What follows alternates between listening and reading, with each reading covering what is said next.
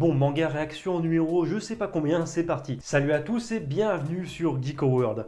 Qu'est-ce qu'on fait là aujourd'hui? On va tout simplement parler de mes dernières lectures manga et ce à travers ce nouvel épisode de manga réaction. Et la petite nouveauté dans la vidéo du jour, c'est tout simplement que je vais vous proposer maintenant les timecodes. C'est-à-dire que s'il y a une review en particulier qui vous intéresse, tout est dans la description, il y aura juste à cliquer en fait sur le lien, sur le petit timecode pour accéder directement à la review concernée. Parce que bon, jusqu'à maintenant, j'avais toujours eu la flemme, mais bon, faut bien se lancer un jour. Comme vous l'avez sûrement vu dans la miniature, pas mal de belles choses et pas mal de gros titres à vous présenter aujourd'hui. Mais ça, on en parle juste après le générique.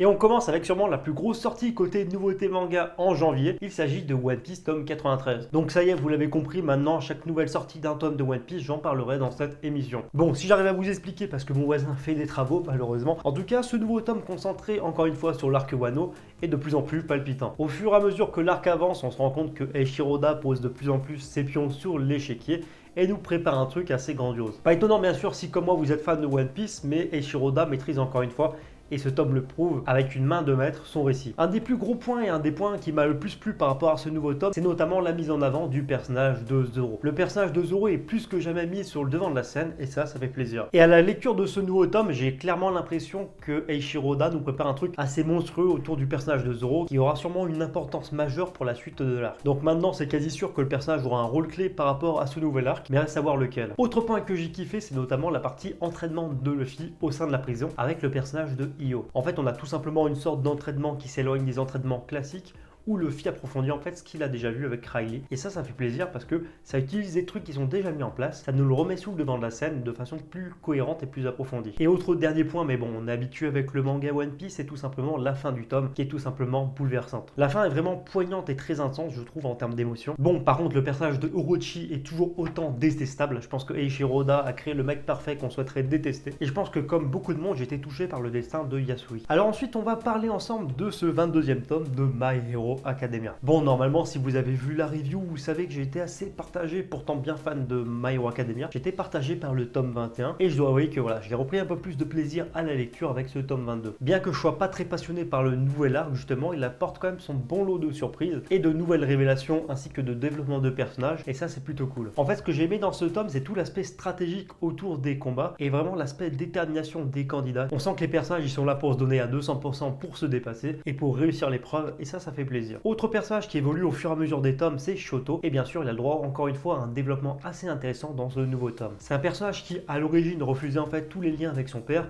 Et au fur et à mesure, on se rend compte que plus son père change et il s'en rend un petit peu compte, et plus en fait, il accepte ses liens familiaux avec son propre père et qu'il assume pleinement ses pouvoirs. Il a bien sûr hérité de son père. Et donc dans ce tome, on a un personnage de Shoto qui monte encore une fois encore plus son charisme. Et en plus, cerise sur le gâteau, je trouve que son combat contre Tetsu est assez magistral. En termes de développement de personnage, ce nouveau tome apporte aussi un gros développement pour un personnage qu'on n'attendait peut-être pas justement par rapport à ce développement-là. C'est le personnage de Katsuki Bakugo. On a ce bon vieux Katsuki qui bosse enfin en équipe, c'est pas trop tôt.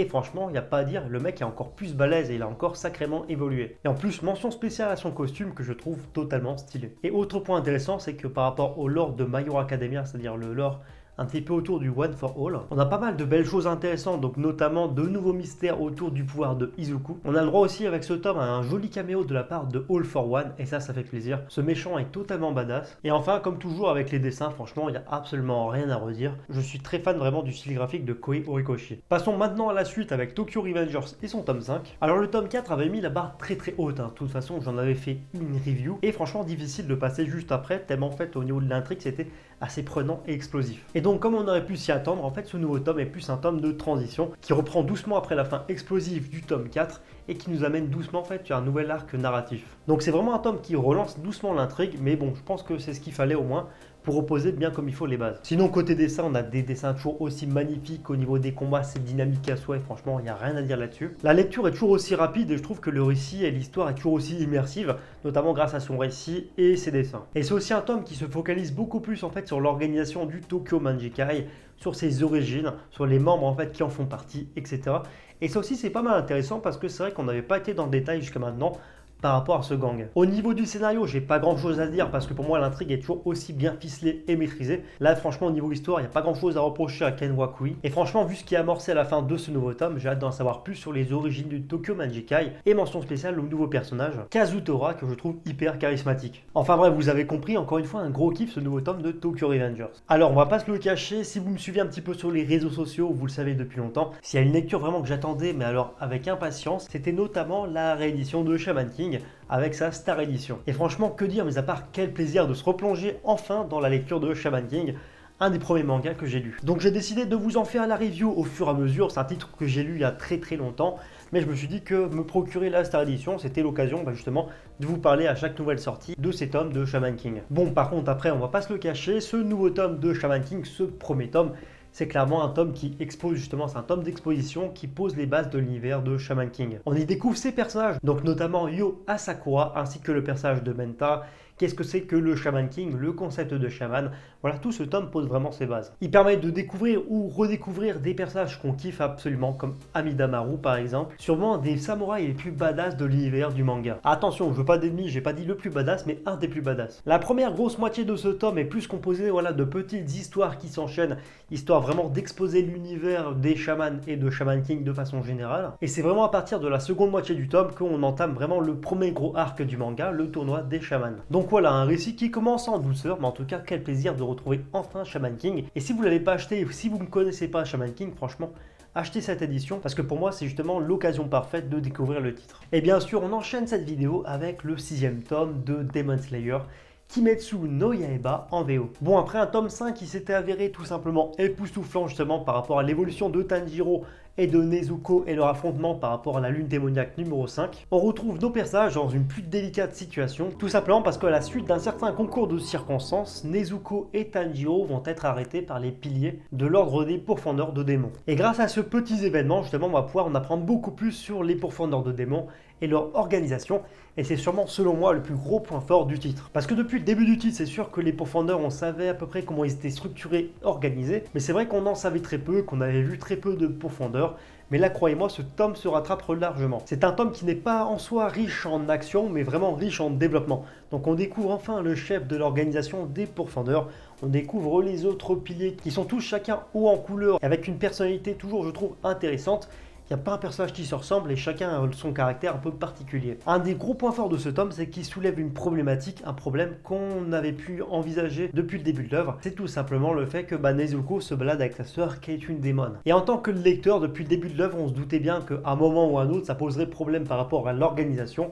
Et il est enfin temps de régler ce problème. Au cours de ce tome, Tanjiro et Nezuko vont être jugés en cour martiale afin justement de voir s'il y a possibilité de garder Nezuko en vie ou pas du tout. Et du coup, c'est toute une tension qui va s'installer autour de ce moment, tout en nous présentant par la même occasion les personnages, les nouveaux personnages, et ça c'était plutôt habile et intéressant. Un des autres gros points forts de ce tome, c'est que c'est un tome qui se pose, enfin. Parce que depuis le début du tome, donc depuis le tome 1 jusqu'au tome 5 à peu près, le manga avait un rythme assez effréné, et puis on enchaînait les arcs assez rapidement. Et là vraiment du coup ça permet un petit peu pour le lecteur de se poser, souffler un petit peu, et d'en apprendre un petit peu plus sur l'organisation des Dive Hunters, comment ils sont composés, développer les personnages mis en avant, donc les piliers, Inosuke, Zenitsu, Tanjiro, etc. Et de vraiment essayer de créer une cohésion entre ces personnages. Donc disons que c'est un peu un tome lui aussi également d'exposition, de présentation, mais qui est nécessaire par rapport à la suite, qui sera assez épique, mais ça on en parlera. Ah franchement Dr Stone, vous le savez, c'est sûrement un de mes plus gros coups de cœur. Et ce 9e tome remonte clairement le niveau. La bataille finale de Dr Stone, donc du premier gros arc du manga, donc l'arc opposant le village d'Ishigami à Tsukasa, a enfin commencé. Senku et les autres se lancent enfin à l'assaut du QG de Tsukasa afin de délivrer Chrome qui a été emprisonné dans le tome juste avant. Mais bien sûr, c'est sans compter sur l'intelligence de Tsukasa qui aura anticipé justement l'attaque et la libération de Chrome. Et bien sûr, vous vous doutez bien que Tsukasa aura forcément un coup d'avance sur nos héros. Alors que dire sur ce tome, mis à part que c'est un tome centré sur l'action, mais vraiment l'action à la sauce Dr Stone. C'est-à-dire qu'il y a de l'action effectivement, mais le manga a vraiment toute une dimension stratégique qui fait vraiment plaisir à lire. Un des bons points de ce tome selon moi, c'est qu'il permet en fait la réunification, enfin les retrouvailles entre Senku et Teiju qu'on n'avait pas vu depuis un petit moment. Et ça, franchement, il n'y a pas à dire, ça fait plaisir. J'aime toujours autant perso la dynamique qu'il y a entre ces deux personnages où Taiju c'est juste un tas de muscles, un abruti, et du coup Senku c'est un mec un peu frêle mais c'est le cerveau. Et la relation entre ces deux personnages est toujours aussi sincère et ça franchement ça fait plaisir. Autre bon point, il n'y a pas à dire, franchement le combat fait assez plaisir. Le combat pour la grotte miraculeuse, la caverne miraculeuse, je sais plus exactement comment ils appellent ça, mais en tout cas je trouve que cet affrontement était assez épique. Et je trouve justement que dans le milieu tome par rapport à l'assaut de Senku pour cette grotte miraculeuse, je trouve qu'il y a vraiment un côté course contre la montre, mais vraiment parfaitement bien géré. C'est-à-dire qu'à la lecture, tu te rends compte que voilà, les secondes sont comptées, mais par rapport à certains mangas, des fois où le temps n'est pas forcément bien géré, là, l'histoire des 20 secondes était plutôt bien gérée et c'était du coup très prenant, très immersif et convaincant par la même occasion. Le personnage de Tsukasa est toujours aussi badass et charismatique. Franchement, je kiffe ce perso. Et franchement, d'avoir enfin l'opposition Senku versus Tsukasa, ça fait vraiment plaisir. Même si en fin de tome, il y a un sacré retournement de situation. Côté dessin, encore une fois, Boichi nous a livré un tome assez grandiose, je trouve. J'aime toujours autant son style graphique et surtout le style qu'il donne à Dr. Stone où son coup de crayon est beaucoup plus adapté au public visé par le Shonen Jump. Bref, j'ai kiffé. Si c'est pas encore le cas, lisez Dr. Stone. Bon, c'est vrai que ça fait un petit moment que j'en ai pas parlé, mais on va parler cette fois de One Punch Man. One Punch Man, c'est un manga que je kiffe toujours à chaque fois autant lire, mais c'est vrai que j'ai pas souvent l'occasion de vous en parler. Mais cette fois, je vais essayer de me rattraper et d'être assez régulier par rapport aux nouvelles sorties. Après un tome 17 de One Punch Man qui était vraiment riche en action, on a un nouveau tome 18 qui, comme la couverture l'indique, se focalise beaucoup plus sur le développement et sur le personnage de Garo. Et ça sera d'ailleurs pour moi le plus gros point fort de ce titre, c'est que le personnage de Garo, grâce à ce tome 18, il prend beaucoup plus d'ampleur et d'épaisseur. Et je trouve que One et Murata, ce qu'ils nous proposent autour du personnage, c'est de plus en plus intéressant. Au niveau de l'humour du manga, c'est-à-dire les gags perso, ça marche toujours autant sur moi. Surtout que je trouve que les gags autour de Saitama dans ce tome marchent vraiment de façon assez efficace. Par exemple, la scène du début sur le resto, j'étais tout simplement plié. Et je trouve que c'est vraiment toujours autant bien dosé l'humour dans One Punch Man. Alors comme je le disais, ce tome est centré sur Garo et franchement je trouve que ça apporte pas mal de choses. Pour moi c'est vraiment le gros point fort du tome, notamment par rapport aux interrogations du personnage qu'il a envers lui-même, même si elles sont pas forcément explicitement indiquées, et par notamment aussi la quête d'identité cachée, donc c'est pas explicite, mais on voit clairement que Garo est en quête d'identité. Ce nouveau tome prouve encore une fois que Garo c'est pas le mec qu'il prétend, et qu'au final, au fond de lui, le mec est plutôt bon. C'est juste que voilà, franchement, c'est encore un peu ambigu dans sa tête. Mais tu sens clairement que Garo, en fait, c'est pas vraiment un monstre. C'est plutôt un mec qui a été assez victimisé quand il était gamin. Et du coup, il a voulu prendre un autre chemin que héros. Mais au final, le mec, c'est pas celui qu'il prétend. Et justement, je trouve que toute cette complexité autour du personnage est super intéressante. Parce qu'au final, le mec, c'est plutôt un héros dans l'âme, plus qu'un méchant. Mais son passé, ce qu'il a vécu, en fait que le mec a choisi un autre chemin. Et du coup, c'est vraiment un point fort, je trouve, parce qu'on a pour une fois pas un méchant qui est méchant parce qu'il veut être méchant, mais il y a des raisons derrière, il y a de l'ambiguïté, et c'est ça que j'aime.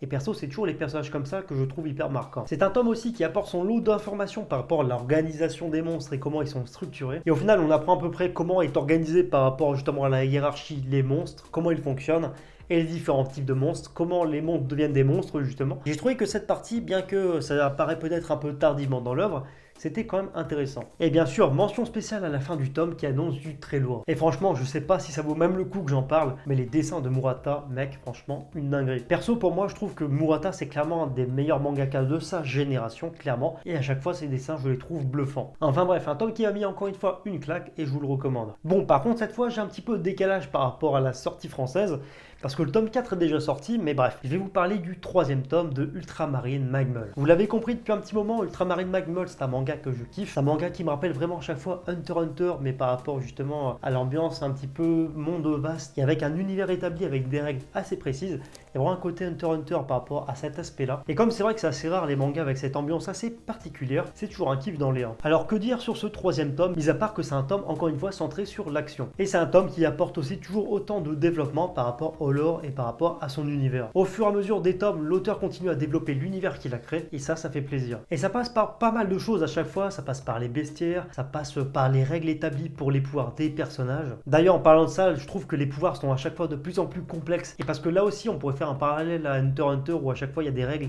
établies assez complexe par rapport au pouvoir, là c'est un petit peu pareil. Et c'est un tome aussi qui développe un petit peu plus le personnage de Ligno, le personnage principal, et qui nous apporte un petit peu quelques pierres, un petit peu de grain à moudre par rapport justement au passé et au background de ce personnage. Et on apprend subtilement à en apprendre un peu plus sur Ligno et son père. Et apparemment les deux personnages, donc Ligno et son père, seraient liés au lore et à l'histoire de Magmul. C'est un tome aussi intéressant tout simplement parce qu'il apporte du développement par rapport à l'histoire de Magmul. Et on a notamment le droit à des explications sur le pourquoi du comment de l'apparition du pays des illusions. C'est C'est-à-dire que quand on lit le manga au fur et à mesure comme ça, c'est vrai que le monde des illusions, le pays des illusions, quand il est apparu, ça sortait un petit peu sorti du chapeau, mais au fur et à mesure que l'histoire avance, on développe un petit peu ça de façon cohérente, et au final, c'est totalement justifié. Et au final, on se retrouve avec une lecture que je trouve toujours aussi addictive, avec des dessins assez spécifiques, mais toujours aussi maîtrisés. L'auteur prend son temps pour développer son histoire, ses personnages, etc.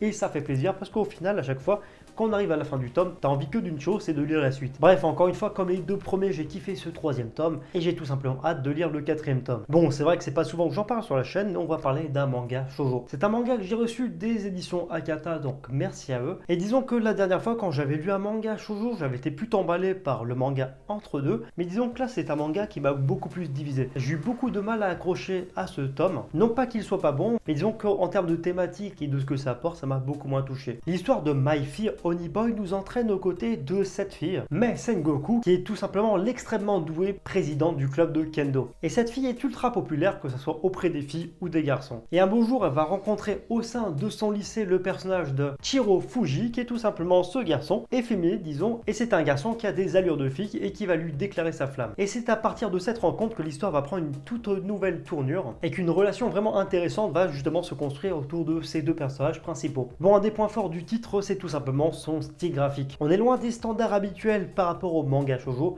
même si c'est vrai que le trait se rapproche et tire un peu plus vers le manga type shoujo, c'est-à-dire les mangas destinés au public féminin. Je trouve encore que le style graphique ça va et qu'on est un petit peu modéré. C'est un manga qui ne m'a pas plu et j'ai pas réussi à accrocher à l'histoire, qui pourtant a des thématiques assez intéressantes. Et la première grande thématique, c'est autour du personnage de Shiro, qui est qui est une sorte de personnage efféminé qu'au premier abord tu peux prendre pour un gay, mais au final pas du tout. C'est un mec avec des traits efféminés mais qui s'assume pleinement en tant que tel, et c'est vrai que c'est assez déroutant mais original. Et ce qui est intéressant par rapport au personnage de Shiro, face à lui, on a un truc totalement miroir, un effet miroir avec le personnage de Mei. Parce que pour le coup, Mei par contre est une fille, mais par contre, franchement quand tu la vois comme ça, elle a plus des airs de garçon. Et c'est ça qui est intéressant, c'est parce que pour une fois on a le garçon limite dans un corps de fille avec une attitude très vraiment féminisée, et de l'autre côté on a une fille vraiment badass avec un aspect assez viril, et les deux en fait sont vraiment contradictoires.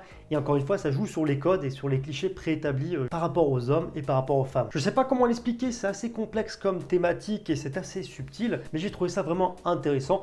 Et c'est peut-être le seul point où j'ai pu me raccrocher moi par rapport à mon analyse. Au début, Mei rejette en fait le personnage de Shiro, mais au fur et à mesure que le récit avance, on se rend compte qu'il y a quand même un certain feeling entre les 2 personnages. Et finalement, au fur et à mesure que le récit avance, les personnages se rapprochent de plus en plus et se trouvent de plus en plus de points communs, même si au premier abord, Shiro est totalement éjecté par Mei. Donc vous l'avez compris, mais la dynamique entre ces 2 personnages strictement opposés qui peuvent rappeler sur certains points entre deux est assez intéressante, et je trouve que c'est assez déroutant comme lecture. Et malheureusement, je suis pas assez fan de manga shoujo pour pouvoir accrocher complètement l'histoire. Mais si vous êtes fan de manga shoujo, donc de manga destinés à un public beaucoup plus féminin, je pense que vous y trouverez sûrement votre compte. En tout cas, c'est vraiment intéressant de voir pour une fois un manga qui va encore une fois au-delà des clichés et qui nous propose en fait, qui se joue des codes et qui nous propose encore une fois un truc strictement inversé où le mec se comporte comme une fille et la fille comme un vrai garçon. Alors, autre manga que j'ai lu, mais c'est assez particulier, c'est un manga notamment sorti chez Ototo Manga le 15 novembre, et il s'agit tout simplement du manga à monde transformé. Alors j'ai mis du temps à en parler tout simplement parce que j'ai mis du temps à digérer un petit peu la lecture, tellement ce manga est assez étrange et assez spécifique. C'est-à-dire que d'habitude quand je lis un manga, j'ai tout de suite un avis, j'ai tout de suite des points auxquels me raccrocher et analyser, et là cette fois la lecture était tellement déroutante que j'ai pendant longtemps pas su quoi en penser tout simplement. Et du coup c'est une expérience de lecture vraiment particulière parce que je suis partagé. Bon, on va dire que pour une fois je pense que je suis passé à côté du message que l'auteur voulait faire passer, mais bon, peu importe, je vais vous en parler. En fait, pour faire simple, avec ce premier tome de Un monde transformé, il y a une ambiance et une sorte de vibe. Malheureusement, oui, je parle en anglais. Il y a une sorte de d'ambiance assez particulière et assez spirituelle qui s'en dégage. Il y a vraiment un aspect assez cérémonieux qui se dégage du titre, une ambiance assez particulière, mais je ne saurais pas expliquer pourquoi. Et je pense que c'est en partie dû par les dessins de l'auteur qui ont à chaque fois un côté assez grandiose, un côté assez magique tout simplement, et un côté assez féerique. Et là-dessus, je peux vous affirmer que l'autrice du manga, donc Kenako Meiji, a en fait au niveau de ses planches et au niveau de son trait, une sorte d'un petit peu de mysticisme assez bluffante au niveau des dessins. Et donc je vais essayer de vous le montrer, mais je sais pas, malheureusement la luminosité n'est pas à mon avantage. Mais en tout cas, je trouve qu'il y a une sorte de mysticisme un petit peu qui s'en dégage des dessins et c'est assez envoûtant. Et c'est là peut-être tout le paradoxe autour du manga, c'est-à-dire que j'étais sublimé vraiment par ses dessins et par l'univers, que ça soit par ses bestiaires, par rapport au temple de l'au-delà, par rapport à l'histoire autour du temple, par rapport à l'histoire de la danse de l'au-delà, tout le mystère en fait qui paraît assez épais qu'on a justement autour du temple.